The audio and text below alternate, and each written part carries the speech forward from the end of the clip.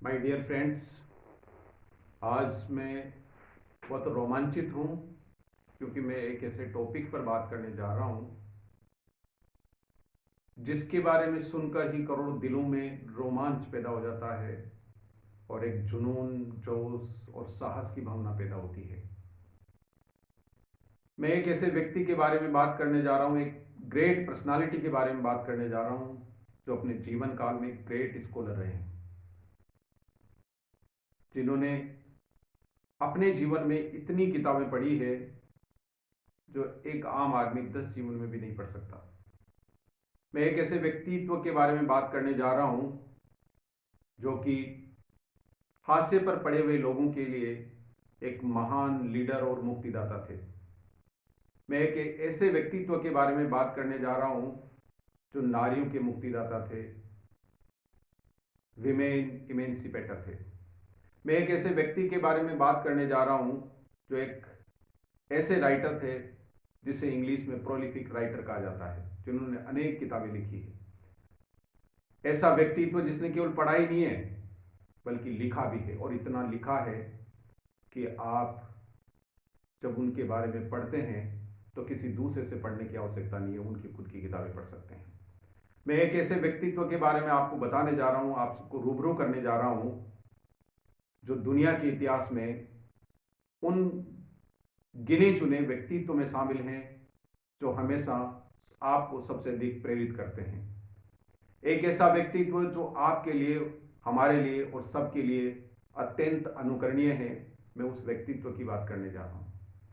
मैं बात करने जा रहा हूं डॉक्टर बाबा साहब भीमराव अंबेडकर की। जब हम उनके बारे में बात करते हैं तो हम सिर्फ इतना जानते हैं कि वह संविधान को लिखने वाले थे, लेकिन जब धीरे धीरे उनके बारे में जानकारियां प्राप्त हुई, लोग आए, लोगों तक बातें पहुंची, किताबें लिखी गई, अनेकों अनेक किताबों के माध्यम से, उनके वीडियोस के माध्यम से, उन पर बनी हुई मूवीज़ के माध्यम से जब लोगों को उनके विचारों से अवगत हुए तो ऐसा लगा जैसे एक ऐसा सूर्य जो कहीं ना कहीं किसी न किसी तरह से पाखंड रूपी बादलों में छुपा हुआ था।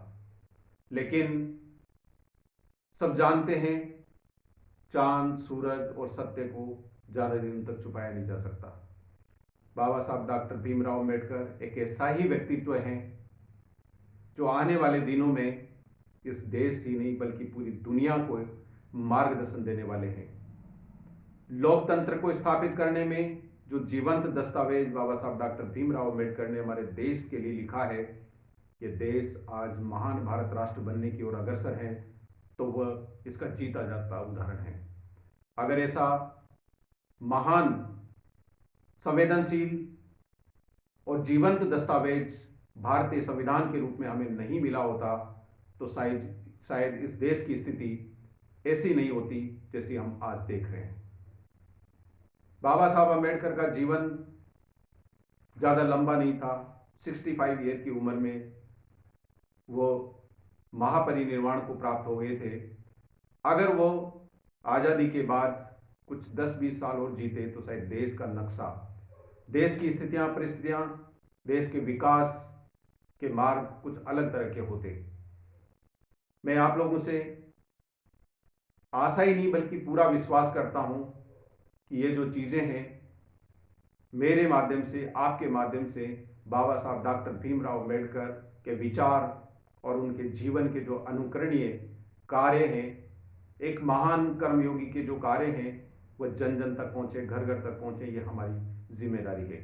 और मैं इसी जिम्मेदारी को निभाने के लिए मैं कोशिश कर रहा हूँ, और मुझे पूरा विश्वास है कि मेरा ये एक कदम आने वाले दिनों में करोड़ों लोगों को कदम ताल करने के लिए प्रेरित करेगा।